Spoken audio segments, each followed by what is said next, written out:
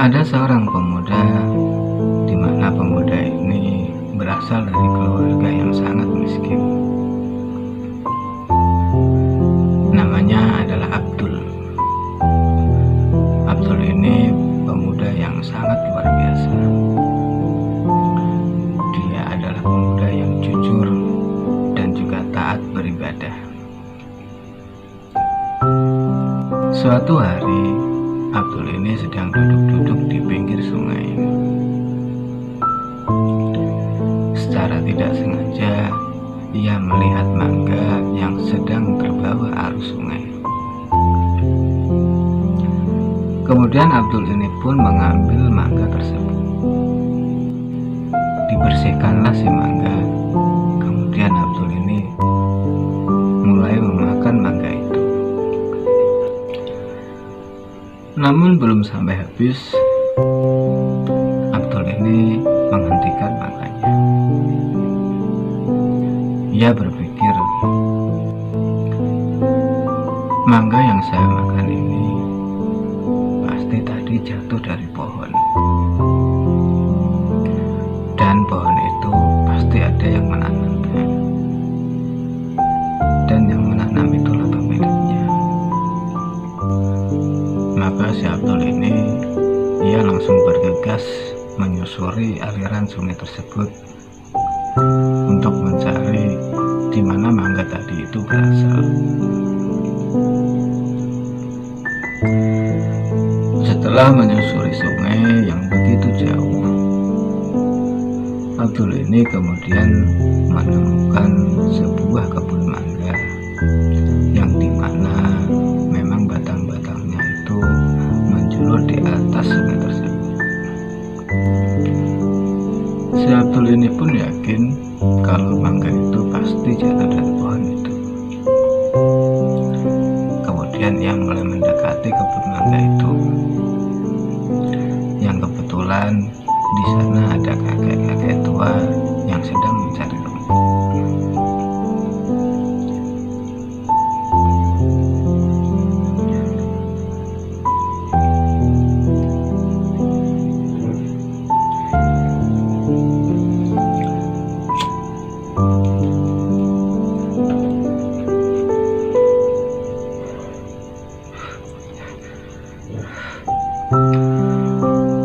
Lalu ia pun menghampiri si kakek itu dan bertanya,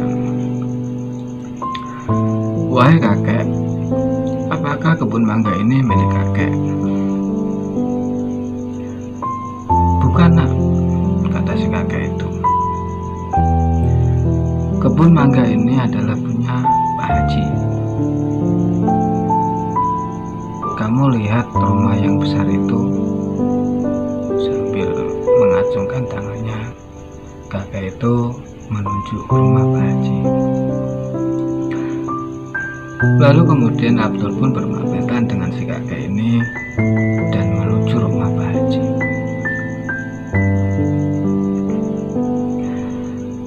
Setelah sampai di depan rumah, si Abdul mengetuk pintu dan mengucapkan salam. "Assalamualaikum." "Waalaikumsalam," terdengar sambutan salam si Abdul dari dalam rumah. Lalu Pak Haji itu pun keluar.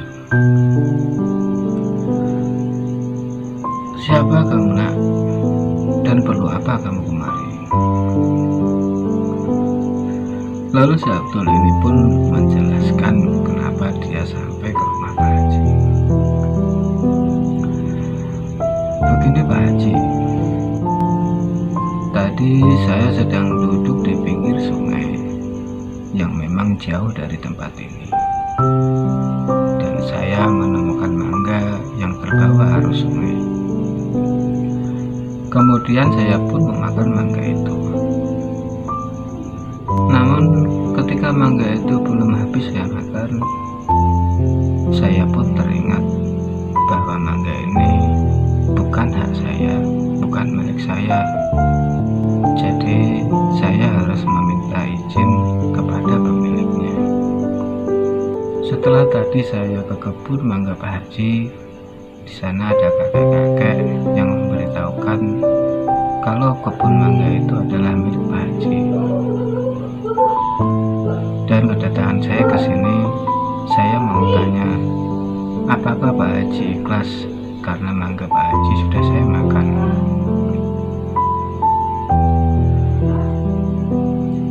Pak Haji itu pun menjawab dengan tegas, saya tidak ikhlas, saya tidak ridho mangga saya kamu makan. Maka sebagai hukumannya, kamu harus bekerja di kebun mangga saya selama 1 bulan dan tidak dibayar. Karena si Abdul ini merasa ingin mempertanggungjawabkan apa yang diperbuat, ia pun menyanggupi persyaratan dari Pak Haji. Kemudian Pak Haji bilang, kamu sekarang pergilah ke kebun. Di sana ada sebuah gubuk yang bisa kamu tinggali. Selama kamu bekerja di kebun saya, kamu bisa tidur di situ. Si Abdul pun kemudian pergi menuju ke kebun mangga tersebut dengan Pak Haji. Di sana dia diarahkan pekerjaan apa yang harus dilakukan si Abdul ini. Setelah itu pun Pak Haji langsung pulang. Selama berhari-hari si Abdul ini menjalankan tugasnya dengan baik. Ia rajin dalam bekerja. Ia juga tidak melupakan ibadahnya, yang membuat Pak Haji ini merasa kagum pada dia, selain kejujurannya. Kemudian usailah waktu yang ditentukan selama 1 bulan. Kemudian si Abdul ini menemui Pak Haji. Begini Pak Haji, saya sudah menjalankan amanat Pak Haji selama 1 bulan ini. Sekarang saya mau pamit pulang. Namun tidak disangka-sangka ternyata Pak Haji ini tidak memperbolehkan si Abdul untuk pulang. Pak Haji bilang bahwa si Abdul harus bekerja lagi di kebun itu selama 1 bulan lagi. Walaupun Abdul ini sedikit tidak menerima apa yang diputuskan Pak Haji, tapi si Abdul ini berusaha menjalani dengan ikhlas. Kemudian Abdul ini berpamitan dengan Pak Haji menuju ke kebun tersebut. Karena sudah terbiasa dengan pekerjaannya, ia pun mulai melakukan pekerjaan seperti biasa. Dengan penuh semangat, karena itu adalah sesuatu yang harus ia lakukan karena ia melakukan kesalahan, ia pun menjalannya dengan baik dan penuh tanggung jawab. Hari berganti hari, kemudian sampailah batas waktu yang ditentukan selama 1 bulan. Kemudian si Abdul ini lagi-lagi ke rumah Pak Haji untuk berpamitan. Pak Haji, sudah 2 bulan saya menjalankan amal dari Pak Haji. Saya lakukan itu dengan penuh tanggung jawab. Sekarang apakah saya boleh pulang Pak Haji? Namun jawaban dari Pak Haji mengejutkan si Abdul. Tidak boleh, kata Pak Haji. Kamu harus melakukan 1 hal lagi. Tanya Abdul, apa itu Pak Haji? Kamu harus menjalankan hukuman yang terakhir dari saya. Ya Pak Haji, kata Abdul. Kamu harus menikahi anak saya. Pak Haji kemudian melanjutkan pembicaraan.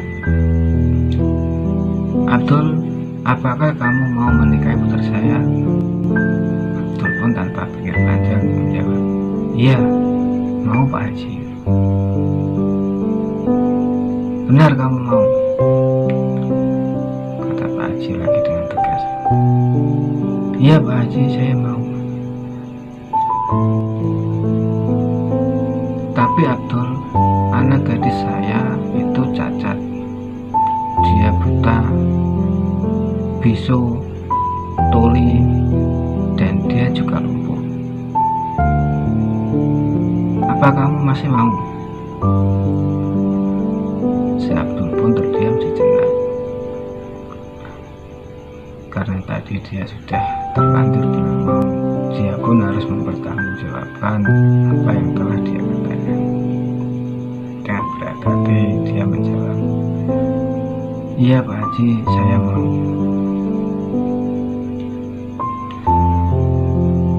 Tapi Pak Haji ini mengajukan syarat kepada Abdul. Tapi ada syaratnya Abdul. Apa itu Pak Haji? Saat kamu menikahi putri saya, kamu tidak saya izinkan melihat putri saya. Kamu baru akan melihatnya ketika saya mengizinkan nanti. Si Abdul pun menyetujui persyaratan tersebut. Setelah itu, Abdul pun menikah dengan putri Pak Haji tersebut. Ketika malam tiba, si Abdul ini kemudian diperbolehkan menemui putri dari Pak Haji tersebut yang saat itu berada di dalam kamar. Kemudian Abdul ini pun segera menuju ke kamar putri dari Pak Haji. Setelah di depan kamar, ia pun mengucap salam. Assalamualaikum. Terdengar jawaban dari dalam dengan halus dan sangat merdu. Waalaikumsalam. Abdul ini agak kaget. Kemudian putri Pak Haji ini berjalan mendekati Abdul. Abdul pun semakin heran. Setelah berada di depan Abdul, Abdul pun melihat anak Pak Haji ini sangat cantik. Ia juga tidak cacat sedikit pun. Abdul pun merasa sangat heran. Karena melihat tingkahnya yang aneh, anak gadis Pak Haji ini kemudian menanyakan kepada si Abdul, kenapa kamu suamiku? Apa yang dikatakan ayah tentangku suamiku, sehingga kamu melihatku merasa sangat kaget? Abdul pun kemudian menjelaskan, kata ayahmu, kamu itu buta. Kemudian istrinya menjawab, demi Allah, apa yang dikatakan ayahku itu adalah benar. Sesungguhnya aku ini memang buta, karena mata ini tidak pernah melihat apa yang dimurkai oleh Allah. Tapi kata ayahmu, kamu itu bisu, lanjut Abdul. Memang benar apa yang dikatakan ayahku, aku bisu, karena mulut ini tidak pernah mengucapkan satu kalimat pun yang tidak diridhai Allah. Kemudian Abdul ini melanjutkan, kata ayahmu juga kamu itu tuli. Maka istrinya menjawab, memang benar apa yang dikatakan ayahku Abdul, aku ini tuli, karena telinga ini tidak mendengar. Karena telinga ini tidak pernah mendengar kalimat satupun yang tidak diridhoi Allah. Kemudian pertanyaan Abdul yang terakhir, tapi istriku, kata ayahmu, kamu itu lumpuh. Demi Allah suamiku, memang itu